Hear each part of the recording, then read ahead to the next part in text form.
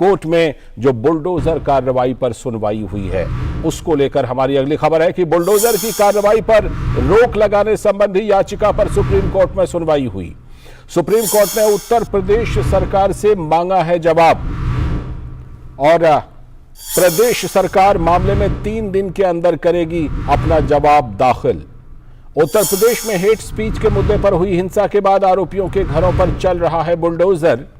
और supreme court अब इस मामले में अगले हफ्ते सुनवाई करेगा।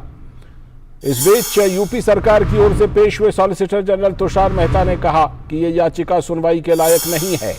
कार्रवाई नियमित रूप से की जाती रही है और पूरी तरह से कानून सम्मत है, तुषार मेहता ने कहा।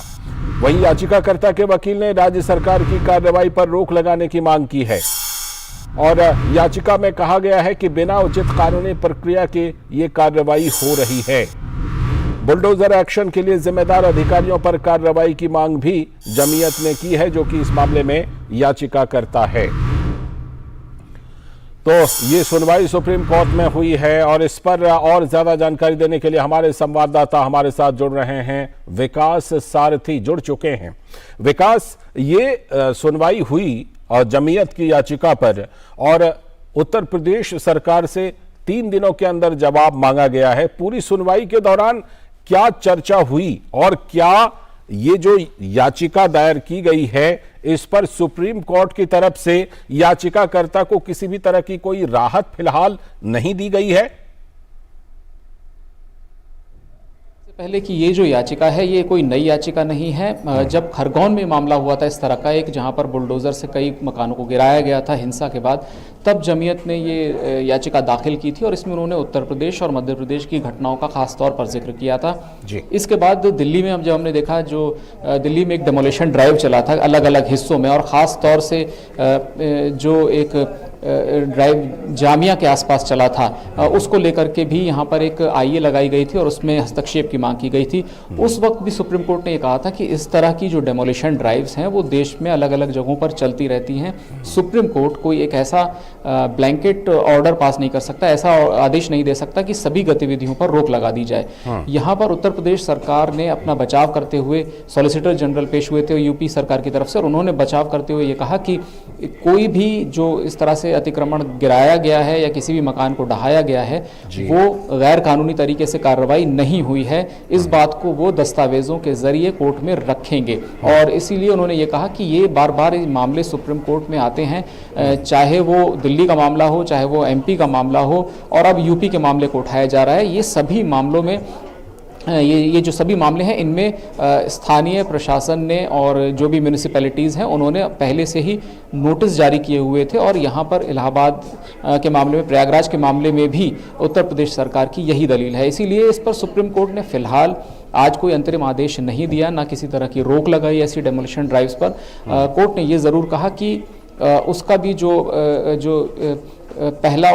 जो कंसर्न है वो ये है कि किसी भी तरह से जो कानून है इस तरह की गतिविधियों के लिए, अतिक्रमण को हटाने के लिए, उनका उल्लंघन ना हो। और उन्होंने ये कहा, कोर्ट ने कहा कि इस बात की हम उम्मीद जताते हैं कि उत्तर प्रदेश सरकार ये सुनिश्चित करेगी कि कहीं पर भी बिना ड्यू प्रोसेस के इस तरह की कार्रवाई ना हो। हालांकि कोर्ट ने इस पर कोई भी अंतरिम आदेश अपनी तरफ से आज यहाँ पर नहीं दिया है, यानी कि जहां पर प्रशासन कार्रवाई को पूरा कर चुका है, नोटिस जारी कर चुका है, वहां पर वो आगे भी कार्रवाई कर सकता है। क्योंकि अब कोर्ट में मामला आ चुका है, इसीलिए एक जो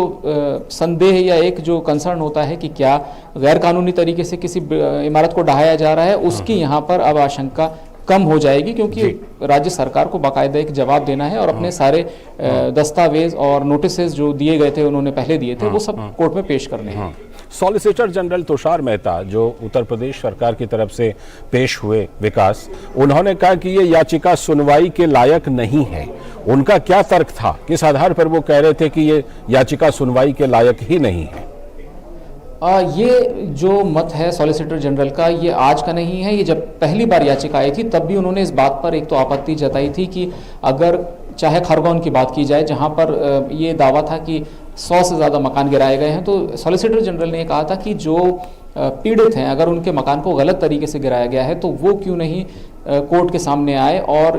एक संगठन को क्यों आना पड़ता है। यहाँ पर यही आपत्ति एक बार फिर सॉलिसिटर जनरल ने उठाई कि जिनका मकान अगर गिराया गया है कथित तौर पर, वो लोग शिकायत करने क्यों नहीं आए हैं, और कोई भी संगठन, क्योंकि इसके अलावा एक पॉलिटिकल पार्टी का भी नाम लिया सॉलिसिटर जनरल ने कि राजनीतिक दल भी याचिका दायर कर रहे हैं। सीपीएम की बात कर रहे थे वो, क्योंकि सीपीएम ने भी इस तरह की एक याचिका दाखिल की थी, अगर आपको याद हो, दिल्ली में अतिक्रमण को लेकर के, जो कि कोर्ट की कड़ी टिप्पणियों के बाद उनको वापस लेनी पड़ी। तो ये टिप्पणियां सॉलिसिटर जनरल की तरफ से की गई कि जो पीड़ित लोग हैं वो क्यों नहीं आते, और इस तरह से संगठन या पॉलिटिकल पार्टीज याचिका लेकर के कोर्ट क्यों आते हैं।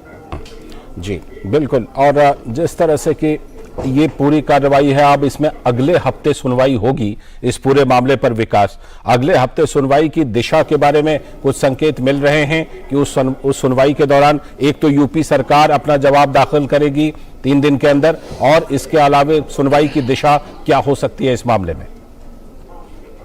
देखिए, मंगलवार को सुप्रीम कोर्ट दोबारा इस मामले की सुनवाई करेगा, और एक और महत्वपूर्ण बात सॉलिसिटर जनरल ने यहाँ पर और कही थी कि ये जो पूरा एक संदेह की स्थिति पैदा होती है, कंफ्यूजन की स्थिति पैदा होती है, उसमें मीडिया की भी एक भूमिका है, क्योंकि वो कहीं से बिट्स एंड पीसेस में चीज़ों को दिखाते हैं या प्रकाशित करते हैं। जैसे कि ये कहना कि हिंसा के बाद डेमोलिशन किया गया, इसको लेकर के मीडिया के रोल पर भी एक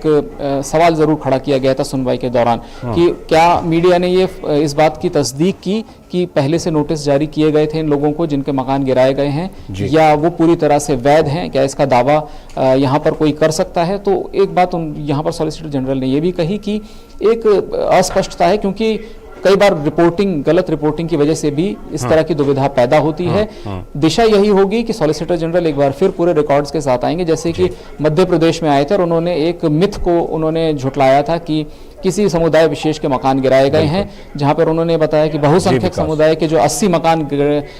अवैध जो थे उनको गिराया गया, और 20 ऐसे थे जो अल्पसंख्यक समुदाय के लोगों के थे। बहुत बहुत शुक्रिया जुड़ने के लिए विकास, और इस मामले पर विस्तार से जानकारी देने के लिए। और अब देखना होगा कि अगले हफ्ते जब इस मामले पर सुप्रीम कोर्ट सुनवाई करेगी तो क्या कुछ निकलकर इस मामले में सामने आता है।